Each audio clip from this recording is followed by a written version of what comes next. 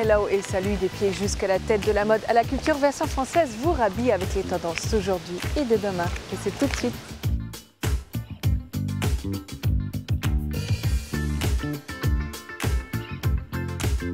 Venue du Moyen-Âge et dressée fièrement au cœur de la ville de Bordeaux, la grosse cloche nous a livré quelques-uns de ses secrets.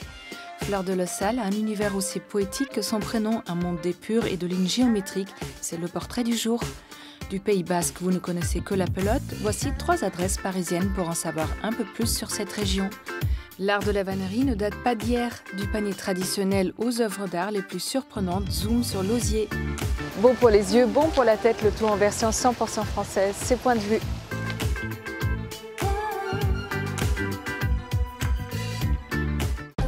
La belle idée du jour ne vous aidera pas à brosser votre patron dans le sens du poil, mais plutôt à revenir à des alternatives durables et made in France. Chez André Jardin, c'est plus d'un siècle de savoir-faire d'artisan brossier qui est mis en avant au travers de confections diverses. Brosse à ongles, à vaisselle ou balai, ça donne envie d'un grand coup de propre. À la plage ou à la piscine, les Itsy Bitsy Teeny Weeny tout petits bikini est le roi. Apparu en 1947 sur les plages françaises, il remplaça les maillots de bain couvrant de l'époque plus proche de la combinaison de plongée que de la tenue de plage. Ne dit-on pas que tout ce qui est petit est mignon ? Du dentifrice au déodorant en passant par le liquide vaisselle, nos produits du quotidien cachent parfois des compositions pas très vertes. Régine Keva, dans son livre Fabriquer sa lessive, etc., propose des alternatives grâce à des recettes simples pour confectionner soi-même ses produits cosmétiques ou d'entretien, idée brillante. Le chic Tezoé, le charme du rétro, vertical, l'accessoire, a bien compris que c'était dans ces principes que le mode prenait racine. Ils ont remis au goût du jour les bretelles pour en faire un accessoire, pas uniquement réservé aux plus de 80 ans. Le but n'est plus simplement de tenir les pantalons à la taille, mais de s'afficher comme un véritable détail stylé, ça claque.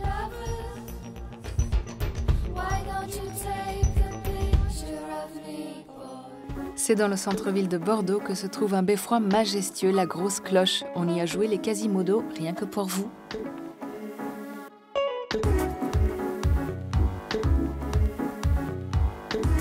Si vous passez par le cours Victor Hugo à Bordeaux, vous avez forcément remarqué cet édifice imbriqué entre 2 constructions. L'un des seuls héritages du Moyen-Âge, la Grosse Cloche se fond dans le décor depuis le XIIIe siècle. Seul vestige des anciens remparts de la ville, c'est l'un des plus vieux beffrois de France. Alors, des secrets d'histoire, la Grosse Cloche en a plein à qui sait tendre l'oreille. Un privilège que des petits groupes de visiteurs peuvent s'offrir les après-midi d'été et seulement accompagnés d'un guide. Et notre guide, le voilà. Mais avant de nous emmener dans des endroits interdits au public, Lucas nous replonge au XIIIe siècle, car vous imaginez bien que le paysage a quelque peu changé au fil des années. Devant la Grosse Cloche, normalement, on avait une installation qu'on peut appeler une sorte de châtelet, avec 4 tours défensives qui venaient compléter la défense, faire de la Grosse Cloche cette entrée principale dans la ville. D'ailleurs, on est sur le chemin de Saint-Jacques-de-Compostelle. C'était l'une des entrées des pèlerins, puisqu'ici on est sur la route de Toulouse qui passe par Agen. Et du passage, il y en a eu. Certains y ont même élu domicile contre leur gré pendant plusieurs jours. Donc à partir du XVIe siècle, cette grosse cloche, qui est toujours efficace en tant que porte d'entrée dans la ville, va être réemployée en tant que prison. Jusqu'à la fin du XVIIIe siècle, on utilise les cellules à l'intérieur de la prison de la Grosse Cloche. Ces prisonniers, ce sont des personnages qui vont être jugés par les jurats, puisque en ce temps-ci, on avait la jurade et le Parlement qui disposaient chacun de leur prison et qui dispensaient tous les deux la justice. Les jurats n'étaient autres que des magistrats municipaux sous l'Ancien Régime, des geôles ma foi luxueuses avec la présence de latrines et de fenêtres et également d'une petite trappe sur chaque porte. Mais à quoi pouvait-elle bien servir? Ici, on vous sert à manger. Et puisque vous êtes fils de bonne famille, et puisque vous êtes quand même quelqu'un de privilégié dans cette prison de la Grosse Cloche, eh bien vous pouviez demander un petit supplément pour votre repas. Et pour empêcher les prisonniers qui voudraient se faire la malle, une deuxième porte a été ajoutée, sans ouverture cette fois-ci. On vous a montré les prisons, mais pourtant le lieu s'appelle la Grosse Cloche et non la Grosse Prison. Allons donc voir celle qui se fait appeler Armande Louise. Et le surnom de Grosse Cloche n'est pas pour vexer madame, mais simplement parce qu'elle fait près de 8 tonnes et 2 mètres de haut.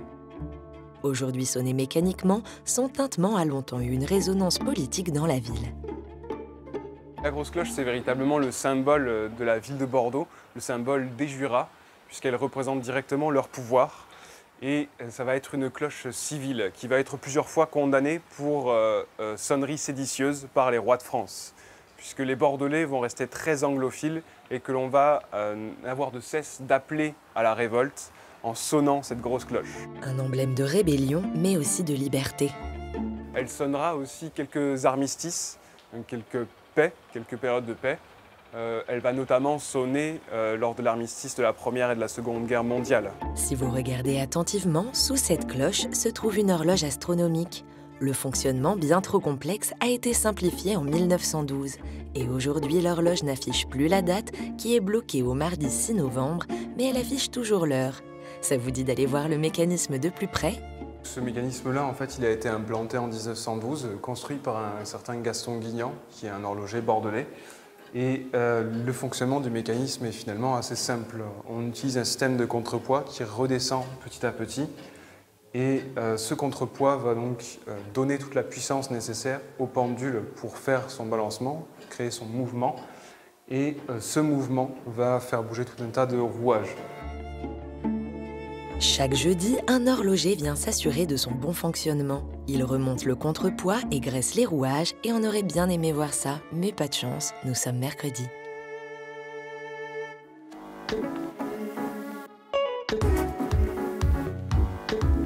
La designer Fleur Delessal nous fait partager son amour de la lumière et des beaux espaces dans notre portrait du jour.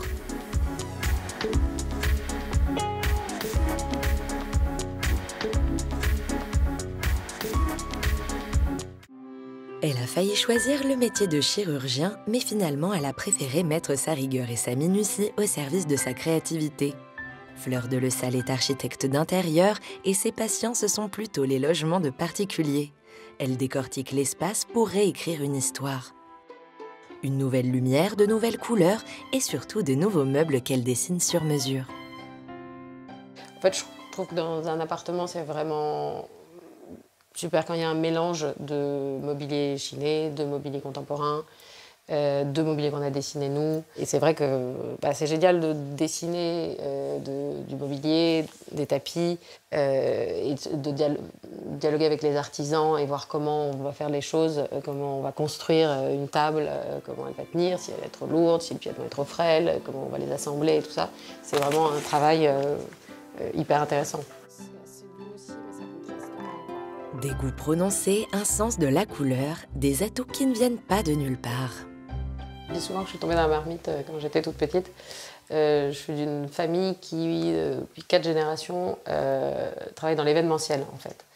Une grande société qui organise des défilés, des lancements de parfums dans le luxe. On a beaucoup déménagé aussi, on a beaucoup voyagé et je sais que ma mère adore la déco et elle refaisait nos apparts, nos maisons.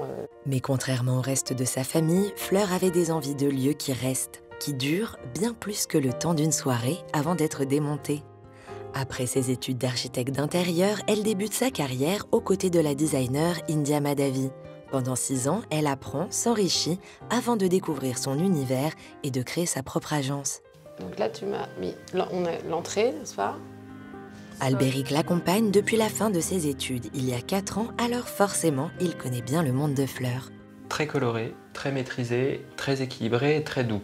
Voilà, j'aimais beaucoup son univers, alors que j'étais vraiment pas quelqu'un de la couleur. Et c'est grâce à ces années chez Fleur que j'ai complètement changé mon univers. Et aujourd'hui, quand je compare des travaux que j'ai faits quand j'étais à l'école, par exemple, et les travaux que je propose aujourd'hui, rien à voir. Mais la vie d'un architecte d'intérieur, ça ne se passe pas seulement au bureau. Mettez votre casque, on suit Fleur sur un de ses chantiers. Ici, c'est un pied-à-terre d'un chirurgien, alors pas le droit à l'erreur sur le moindre détail. On a absolument tout refait. Ici, on a agrandi le salon. En fait, c'est un appartement qui fait 140 mètres carrés.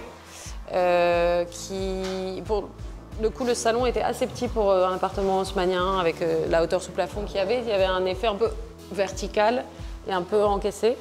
Et on a battu cette cloison qui fait que maintenant on a voilà, un espace de vie, salle à manger, salon beaucoup plus agréable. Tout casser pour tout repenser, c'est vraiment son truc. Dans ces moments, il ne vaut mieux pas se trouver sur le chemin de Fleur. Ici, elle devient un véritable chef d'orchestre de tous les corps de métier. Après, je ne remplacerai jamais ni le marbrier, ni le menuisier, ni l'électricien, ni le plombier qui connaissent leur métier mieux que moi, parce que je ne peux pas connaître tous les métiers, mais c'est vrai qu'il faut des connaissances que j'ai acquis sur le tas, en dialoguant avec eux. Et quand je demande quelque chose et qu'ils me disent que ce n'est pas possible, c'est comprendre pourquoi ce n'est pas possible.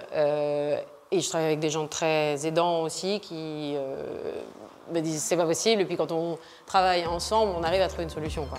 Morale de l'histoire, il n'y a pas grand-chose d'impossible avec Fleur de Le Sal. Elle n'aura finalement pas sauvé la vie de ses patients, mais une chose est sûre, elle l'aura rendue plus belle.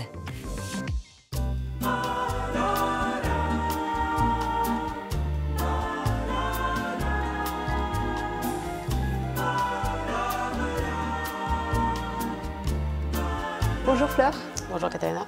Fleur, on décrit votre style comme léger, poétique, graphique. Comment le décrirez-vous? Graphique, oui, parce que je fais très attention à ce que les lignes de dessin soient un peu tendues, un peu minimales.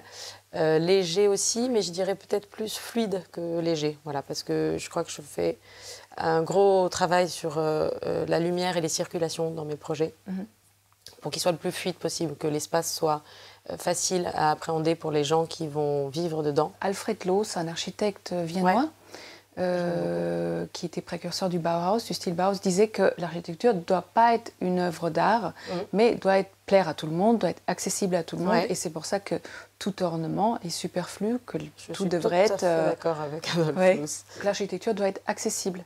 Accessible, lisible, simple. Vous voyez, un espace, il faut qu'il soit facilement appréhendable à l'œil. Enfin, voilà, que ça doit être une évidence, la manière dont on circule dans un volume. Voilà. Et donc ça, c'est se séparer de tout le superflu et aller à l'essentiel. Comment abordez-vous un espace nouveau? Déjà, je le visite. C'est très important de sentir l'espace, de voir les perspectives, de voir s'il y a des vues. Une ouverture sur l'extérieur possible ou au contraire un vis-à-vis assez proche.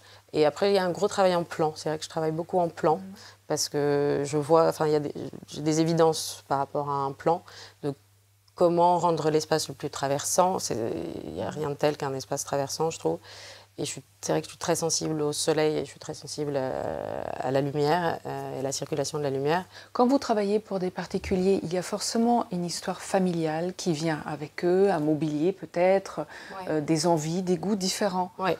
Comment ça se passe généralement, cette collaboration? Parce que c'est une collaboration. C'est une collaboration, totalement. Et c'est aussi ce que j'aime dans mon métier, je travaille beaucoup avec des particuliers, c'est cet échange avec eux et qui fait que au bout de 15 ans à faire des maisons, des appartements pour des particuliers, en fait, on ne se lasse pas parce qu'il n'y a pas un projet qui se ressemble, parce qu'il n'y a pas une famille qui se ressemble, qui vit de la même manière. Et les particuliers sont très impliqués. Ce sont des rencontres, enfin. Exactement. Exactement. Des gens qui ont plus ou moins d'idées sur ce qu'ils ont envie de faire, plus ou moins de culture, du design ou pas, qui me font plus ou moins confiance, qui ont plus ou moins envie de s'impliquer dans leur projet. Donc à chaque fois, c'est différent et à chaque fois, c'est ça, il y a un échange. Et moi, ça me tient à cœur que le projet leur ressemble. Et que ces gens vont habiter ces espaces, il faut qu'ils s'y sentent bien, que ça ne ressemble pas à une couverture de magazine nécessairement, même si j'ai envie que l'espace soit beau. Il faut que ça leur ressemble et qu'ils aient envie de vivre là et de s'y sentir bien, quoi. Il y a aussi un autre aspect de votre travail qui est marquant, c'est la couleur. Ouais. Vous avez un rapport aux couleurs très gai. C'est peut-être aussi pour ça qu'on qualifie votre travail de poétique, c'est cet apport de couleurs. On me le dit souvent. Oui. Moi, comme j'ai fait mes classes chez India Madhavi, où c'était encore plus riche en couleurs et tout ça, j'ai l'impression d'utiliser la couleur avec parcimonie. Mais oui, et j'aime beaucoup ça. Je pense que j'ai un assez bon sens des couleurs. Mais j'aime travailler une enveloppe assez calme et venir travailler par touche. Voilà, travailler la couleur par touche. Souvent, voilà, ça dépend de si l'appartement, enfin, où se situe le lieu quoi, de l'appartement ou la maison. Est-ce qu'on est à Paris, est-ce qu'on est au bord de la mer, est-ce qu'on est à la campagne, est-ce qu'on est dans un pays chaud, est-ce qu'on est dans un pays froid.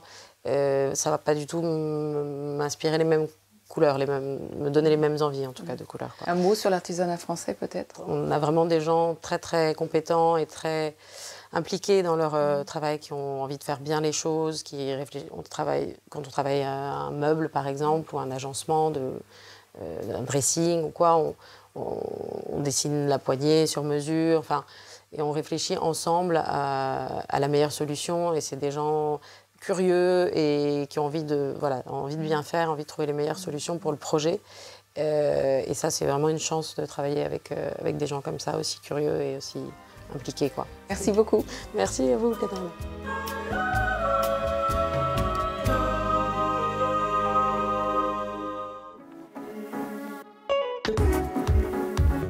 La région du Pays Basque regorge aussi bien de spécialités culinaires que de sports traditionnels, découvertes culturelles au cœur de la capitale.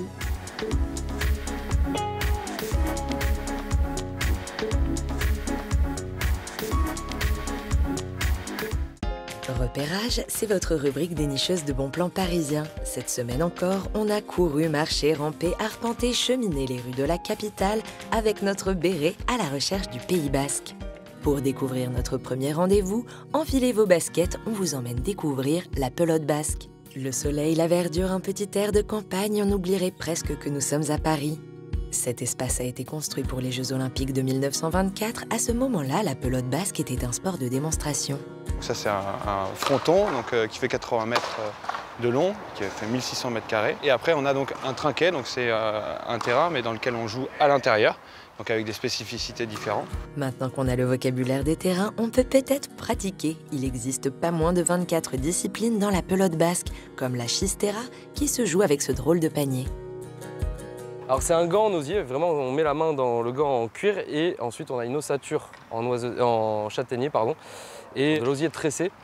Ça prend plus ou moins 25 heures de travail. Il y a quelques personnes qui font ça en France. On attend assez souvent pour avoir son gant parce qu'ils ne sont plus beaucoup et c'est beaucoup de boulot pour eux. Autre discipline, la pala. Ici on a à peine le temps de voir passer la balle.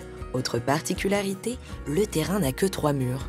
Le mur à gauche permet de coller le jeu complètement à gauche tout le temps, de mettre en difficulté. Il y a plus de droitiers que de gauchers. Et en fait, on a développé l'ambidextrie dans ce sport. Et vraiment, ça nous permet de jouer tranquillement des deux mains, de taper aussi fort de la main gauche que de la main droite et parfois être aussi précis pour certains. Bon, c'est pas tout, mais on a peut-être assez transpiré. Le Pays Basque, c'est aussi synonyme de bonne gastronomie. Alors direction le 6e arrondissement, dans une des épiceries Pierre Oteza. Ici, ça sent bon le Pays Basque. Tout est transformé ou produit dans la région avant d'atterrir sur les tables des gourmets parisiens. Et la petite spécialité de la maison, c'est le porc Quintao qui vient d'obtenir son appellation d'origine contrôlée. C'est un porc qui est élevé en liberté. Il est principalement nourri des fruits de saison, donc glands, châtaignes. Et il est élevé en plein air, avec amour. Il a une viande très savoureuse. Une chair rouge, assez grasse, mais qui donne un goût unique. Ça fond dans la bouche, ça serait dommage de s'en priver. Pour le reste, c'est aussi compliqué de résister. Achoa de veau, cassoulet, palombe, pâté au piment d'Espelette. Ah, la cuisine basque, et comment dire? Elle est gourmande, elle est généreuse. C'est une cuisine qu'on partage. Bien manger, bien boire et bien chanter pour finir. Merci pour la proposition, Jonathan, mais on préfère écouter ceux qui ont un peu plus l'habitude. Silence dans la salle, la chorale basque répète. Bien loin des clichés folkloriques des férias du Sud-Ouest, la chorale Cantaldea s'applique à chanter un répertoire subtil et contemporain. La chef de chœur, c'est Marie. Elle a créé la chorale il y a 9 ans. Originaire du Pays Basque, elle perpétue un chant légendaire qui aurait bien pu disparaître au XIXe siècle. Et donc on a envoyé des musiciens à travers les campagnes pour recueillir ces textes. À partir de là, les musiciens basques ont commencé à écrire, et en particulier de la musique chorale pour chœur mixte. Oui, parce qu'à la base, le chant basque était une affaire d'hommes. Quelle drôle d'idée! Mais puisqu'un chœur mixte, c'est un chœur plus riche, le chant est aussi devenu une histoire de femmes. Aux Pays-Bas, c'est un peu la tradition. Moi, j'ai commencé à chanter dans mon village quand j'avais 9 ans. Toutes les copines, tous les copains, on y allait à chanter. Et naturellement, quand je suis arrivée à Paris, j'ai cherché une chorale. Et j'ai cherché un choral basque. Et entendre des chants du Pays basque, jouer au sport régional et déguster sa gastronomie à Paris, c'est un peu rajouter du soleil à la capitale.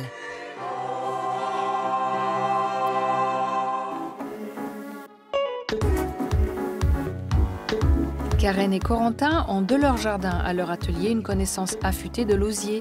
C'est grâce à l'art de la vannerie qu'ils le subliment.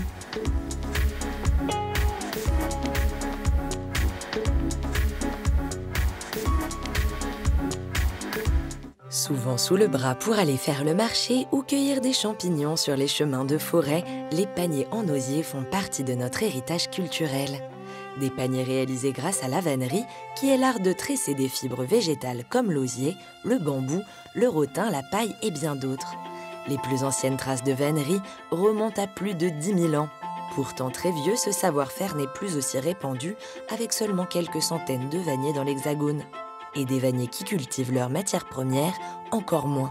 Non loin de Bordeaux, Karen Gossard et Corentin Laval, tous deux vanniers, ont accepté en 2012 un pari fou, celui de reprendre une oseraie. Ils sont donc à la fois osiericulteurs et vanniers. Un pari qu'ils ont bien fait de relever, car à les écouter, la vannerie est un jeu d'enfant. C'est la simplicité qui est le plus frappant avec la vannerie, c'est qu'il y a juste besoin de 3 outils, nos mains, des branches qu'on trouve dans notre jardin et on peut faire une infinité de choses. Donc, et on peut même trouver des branches en sauvage en haut de la montagne, les couper et se mettre à faire de la vannerie absolument n'importe où, quoi. Un bonheur accentué par leurs 7 hectares de jardin où ils cultivent leurs différentes variétés d'osier. Petits, grands, bruns, rougeâtres dans les tons jaunes, Karen et Corentin ont planté plusieurs variétés pour avoir l'embarras du choix. Donc là, effectivement, ça c'est un osier nain. Celui-là est très très jaune. Celui-là est très foncé comparément. Il y a un vrai plaisir de voir au jour le jour pousser son osier, presque venir, pas tous les jours, et pas chaque brin venir le caresser, mais pas loin, de venir s'en occuper au fur et à mesure de la pousse et de voir tout cet osier-là et il nous tarde de pouvoir rapidement le travailler, quoi. Mais avant d'obtenir un panier, il faut prendre bien soin de son osier et le récolter. Là, on est en fin d'été, l'osier est encore bien en feuilles. Et donc, ce qui va se passer, c'est que l'automne arrivant, il va commencer à perdre ses feuilles. Et quand on va arriver en hiver, à partir de décembre, janvier à peu près, les brins vont être complètement nus, plus de feuilles, il va rester que les brins. Et là, on va pouvoir les récolter, c'est-à-dire qu'on va venir couper au ras du sol tous les brins. Et on va donc récolter cet osier qu'on appelle osier frais. On va pouvoir ensuite faire tout ce qui est calibrage en hauteur, pour faire des bottes bien calibrées. Après plusieurs semaines de séchage, l'osier est presque prêt à être tressé à un détail près. L'osier, pour qu'on puisse le travailler, faire de la vannerie avec, il faut qu'il retrempe complètement dans l'eau pour retrouver une souplesse. Donc il est tenu immergé pendant plusieurs semaines dans l'eau. Et au bout de 15 jours, on arrive à avoir des osiers assez souples qui peuvent complètement faire demi-tour sans se casser. Il faudra le laisser encore sécher un peu avant de le travailler. Mais une fois le tressage commencé, il n'y a pas de temps à perdre. À l'air libre comme ça, sans le remettre tout le temps bien serré, empaqué dans une couverture, ça sèche en 2 jours. Et on ne peut pas le retremper. L'osier brut avec sa peau, on ne va pas pouvoir le retremper. Et c'est pour ça que Karen et Corentin, qui travaillent souvent à 4 mains, font des croquis explicatifs des pièces qu'ils ont en tête avant de se lancer. Car une fois qu'ils sont partis, il n'y a pas de retour en arrière possible. Et c'est avant tout la matière qui les guide et pas l'inverse. Une fois qu'on voit une forme qui se crée presque naturellement, on va essayer d'amplifier, d'aller vers ça. Alors si on avait une idée préconçue dans la tête de ce qu'on voulait faire, et si ça ne va pas dans le bon sens, il ne faut pas lutter sans arrêt, sinon esthétiquement on sent qu'il y a un truc qui a lutté, quoi. Mais bon, d'écouter l'osier, ça permet d'avoir quand même je disais, une unité ou une logique dans l'esthétique. On contraint la matière, mais on l'emmène dans ce qu'elle aime faire aussi. C'est en écoutant la matière à 2 mains ou à 4 que Karen et Corentin arrivent à se dégager des formes classiques pour créer de véritables œuvres d'art, tout en associant d'autres matières comme le bois ou le verre à leur osier récolté dans leur jardin.